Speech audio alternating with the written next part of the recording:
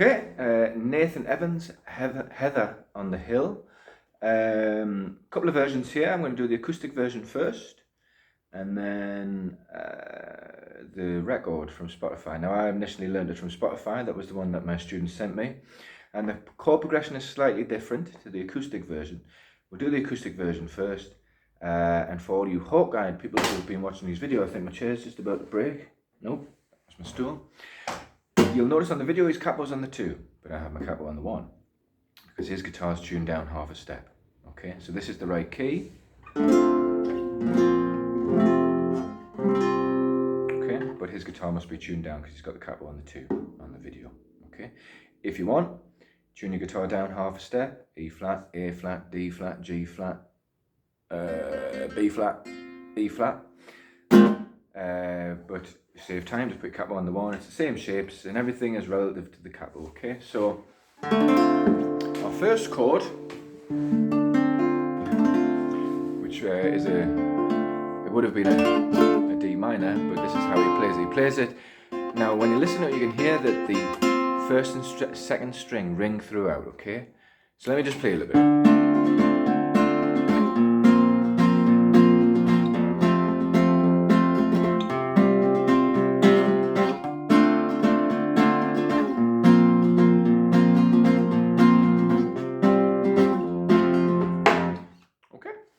So, what we're going to do is we're going to use the first finger on the 4th of the 5th, relative to the capo of course, 4th of the 5th, 3rd finger on the 6th of the 4th, 4th finger on the 6th of the 3rd.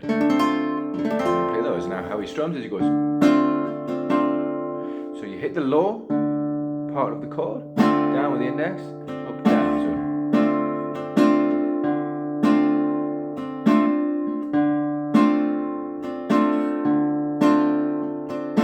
Okay, so that's your rhythm throughout.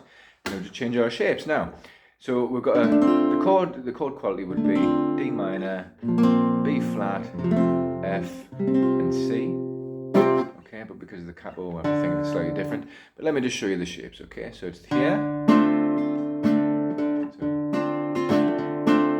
yeah, twice on each chord. So now make life easy on yourself. Just pull this shape back to the 2nd fret. You can switch here to an E and go back to our original shape, but on the 2nd fret. Okay, so it's a power chord shape, but we don't just play the power chord. Play the open 1st and 2nd strings. Okay, so we'll call that D, B flat, F, C. Flat, hold it, C, F. Oh my love. Nice song. Don't know if it's a trad or if he wrote it, but it's good. I like it. So that's how he plays it. On the acoustic version of him playing it in the street, he's just playing that all. He just plays that all the way through.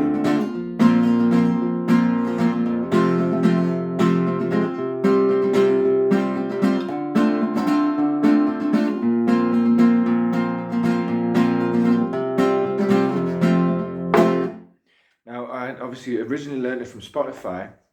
If you want at the end of the lesson, I can do it a little bit of ear training for you if you want to work out how to do it. But the structure for the studio version is slightly different. Okay, so what we'd have to do is using the same chords that you would use in the acoustic version, but it's a slightly different order. Okay, if you're playing it with somebody with a fiddle, for instance. So starting on a D minor with a bar. Then we'll get to a bar of B flat, a bar of F, and then we'll go back to the B flat, and then we've got a C, and a D, then a B flat, and a C, and an F. Okay? So that is your intro, your instrumentals, and the bridges for the studio version. Okay? So it would sound like this. Let me play it slowly for you.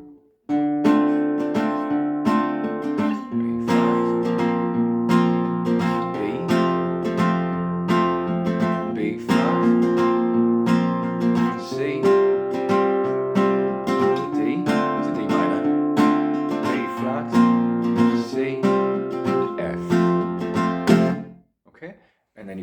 chorus, so that's the fiddle part at the beginning. You come straight in the chorus, very similar, just slight different structure. Whoops, D minor, B flat, E, F rather, C, D minor, B flat, C, F. Okay, so I'm saying the actual tonic of the chords there, not in relation to the capo. So you'll notice that the chorus and the verse are the same as the acoustic version. However, with the studio version, there's a slight variation on the chords for the fiddle part to play, okay? So that's the, yeah. So D minor 7, instrumental part, B flat, F, B flat, C, D minor, B flat, C, F. Chorus.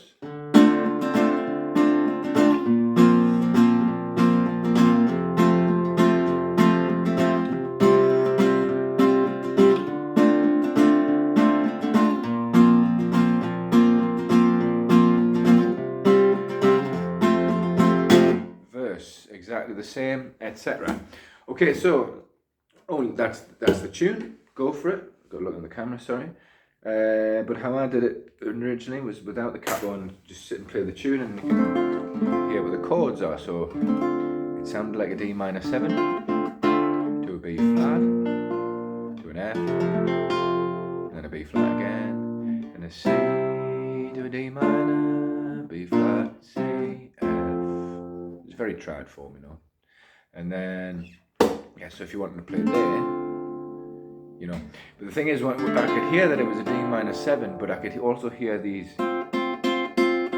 constantly ringing throughout the other chords, you know. So like when I switched to the B minor, I was thinking, well, where's that D? So you get this sus chord here. And then in the F, you get those two again. And go back to the B flat. D wasn't there in the guitar, you see, so sus. And then when we get to C, couldn't hear that E, so there. So I think, well, it's got to have a capo on somewhere. So I initially tried it with the capo on the 5, you know, like D minor, etc. B flat, F would have been a C, and then B flat. And then C is the G shape, A minor shape for the D minor, but again that didn't work, you see. So then I thought, well, let's have a look at the video. I put the video on and the capo was on the 2, so I tried the capo on the 2 and I said, well, that doesn't work either. So put the capo on the 1, so it was in the key of F or D minor, and then it worked. So then one can ascertain that the guitar is tuned down half a step. You know, give it a try with other songs. It's a long process, but that's how I personally learned. I am from the days of cassettes and libraries, where you just used to have to borrow a cassette from a library, and you'd play it and you'd go try to find out where it sounded, and then press rewind, wait, and then press play. It was a very long process, but it tunes your ears up nice. I can often learn a song, like a song like this, I can play it before it's even finished, because you get so familiar with the songs by doing it by ear. So I hope that advice helps. Have fun learning the tune. Either way, like I say, the first example was the acoustic version, the second example is the studio version, and the third example is if you want to play it without the chord, you know, without the capo rather. So, you know, D minor 7, B flat, sus 2, F, and then C with an F. What's a C with an F? C, D, E, F, sus 4. So, okay. Okay, have fun. Catch you next time.